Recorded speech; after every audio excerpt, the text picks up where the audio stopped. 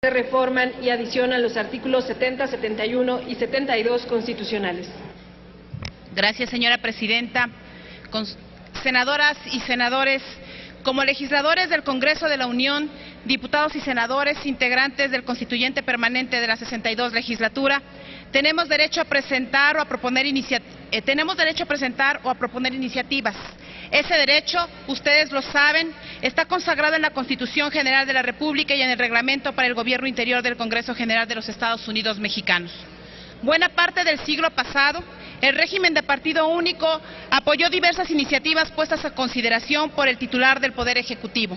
Fue así como se dieron las nacionalizaciones, se crearon impuestos, se crearon dependencias públicas, entre otras.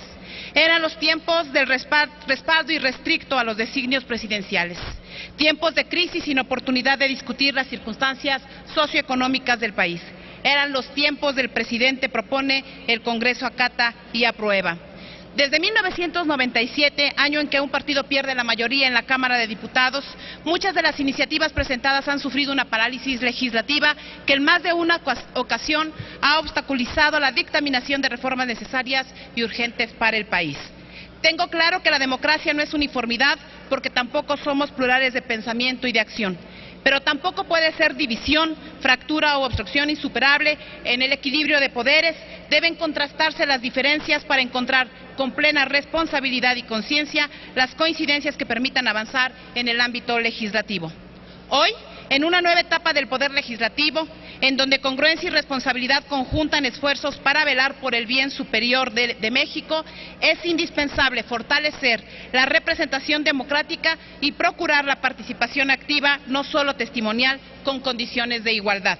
En agosto de 2012 se publicó en el Diario Oficial de la Federación el decreto relativo a la iniciativa preferente a cargo del titular del Poder Ejecutivo, consistente en la presentación ante alguna de las cámaras de hasta 2 iniciativas, cuyo trámite tendría prioridad para ser dictaminada sobre aquellas que tienen que cubrir el procedimiento ordinario. De esta forma, en un plazo determinado, el Congreso de la Unión debe manifestar su opinión en cualquier sentido. Este útil instrumento, por cierto anhelo de la 61 legislatura, busca optimizar el trabajo del Congreso y abatir el rezago en temas estructurales que no han encontrado resolución por falta de voluntad política, porque si bien existen plazos y mecanismos determinados para dictaminar las iniciativas, se tiene que reconocer que cuando no hay voluntad para someter a consideración y en su caso votación las propuestas, el material se queda en la congeladora, con lo que se impide conocer el sentido del voto de los legisladores.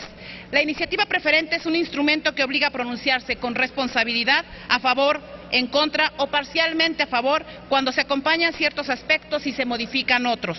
El hecho de no llegar a acuerdos no impide al proponente, hasta el día de hoy, el presidente de la República, tenga la certeza de que su iniciativa será analizada, discutida y votada. Es indispensable que los legisladores cumplamos con nuestra tarea de resolver de la manera más oportuna posible los temas indispensables para mejorar las condiciones de vida de los mexicanos y de las mexicanas. No podemos permitir que el rezago legislativo entierre las reformas más importantes para México. Permítame en este punto resaltar la importancia de la representatividad en cada una de las cámaras. En las elecciones, los ciudadanos mediante los votos deciden quién los representará en lo que son los procesos de mayoría relativa, pero también nuestro sistema político está diseñado para que, con el sufragio directo, se determine la conformación política de los espacios legislativos con la representación proporcional. Se trata, pues, de que todos los ciudadanos con reglas previamente acordadas tengan representación, voz y voto en las cámaras legislativas. México tiene una democracia representativa que tiene manifestación en el Congreso de la Unión y es uno de los 3 poderes de la Unión, el poder legislativo. En esta división de poderes se hace necesaria la equidad en las condiciones para fortalecer el equilibrio entre poderes, para favorecer también la igualdad al interior de cada Cámara. El presidente Enrique Peña ha señalado en diversos foros que será un presidente democrático, lo que significa voluntad absoluta para conciliar posiciones, voluntad para anteponer invariablemente el interés superior de la nación. Está plenamente convencido de que gobernar en democracia significa estar atento y escuchar a las diversas voces que expresan el sentir de los mexicanos. En este sentido, y por ese motivo, urge facultar a los coordinadores de los grupos parlamentarios de ambas cámaras del Congreso de la Unión para presentar iniciativas con trámite de preferente y fortalecer el equilibrio entre poderes, porque no solamente será el Poder Ejecutivo el que tenga la facultad de presentar iniciativas preferentes, sino también cada uno de los coordinadores. De esta forma será posible conocer, analizar, discutir y votar iniciativas presentadas con trámite de preferente. Por ello, someto a su consideración la siguiente iniciativa con proyecto de decreto por el que se reforman y adicionan los artículos 70, 71 y 72 de la Constitución Política de los Estados Unidos Mexicanos. Se plantean estas propuestas para dar coherencia, certidumbre y aplicabilidad a la reforma política publicada el 9 de agosto de 2012 en el Diario Oficial de la Federación, así como para fortalecer el equilibrio de poderes, la pluralidad democrática representada en los grupos parlamentarios y la eficacia en la resolución de asuntos prioritarios. Dicha reforma política otorgó al presidente de la República la facultad de presentar 2 iniciativas de trámite preferente para dar celeridad a temas que considere de suma relevancia para la nación, por lo que es de suma importancia conservar esta atribución para el titular del Ejecutivo Federal. Con la propuesta que hoy presentamos, la senadora Pilar Ortega y su servidora, se pretende reducir a una la iniciativa con trámite de preferente que pueda presentar el presidente de la República con el objeto de no saturar la actividad del Congreso de la Unión.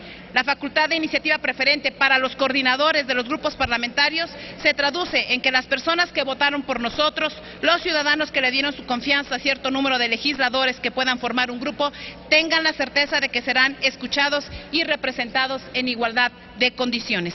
Con las iniciativas preferentes que deberá presentar el inicio de cada periodo ordinario, los ciudadanos le darán seguimiento y podrán exigir resultados del proceso legislativo. Es pasar del sufragio efectivo de las urnas a la democracia efectiva en los espacios de representación. Es posibilitar que el mandato de los electores se pueda ejercer y tenga representatividad. Se propone ubicar el proceso legislativo de la iniciativa preferente del artículo 72 en el artículo 72 constitucional, que se den los mismos términos que actualmente funciona y mantenga el derecho de presentar iniciativas con este carácter en el artículo 71. Los legisladores no podemos evadir la obligación constitucional de pronunciarnos sobre los temas que comprometen el desarrollo nacional. No omito señalar que la propia historia del Congreso nos ha demostrado en más de una ocasión que cuando se quiere cumplir con el trabajo parlamentario, se cumple. Los legisladores debemos demostrar en los hechos que cumpliremos con el mandato que nos fue conferido en las urnas, que los recintos parlamentarios serán testigos de la responsabilidad republicana que el pueblo nos ha conferido. Ese es el espíritu que debe prevalecer en todas las acciones legislativas.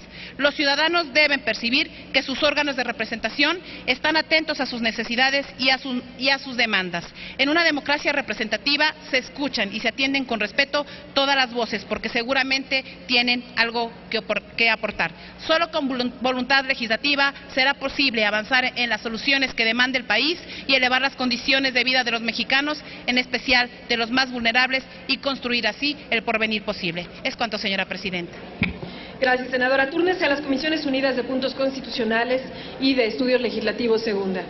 Tiene ahora la palabra el senador Fidel de Médicis Hidalgo, del Grupo Parlamentario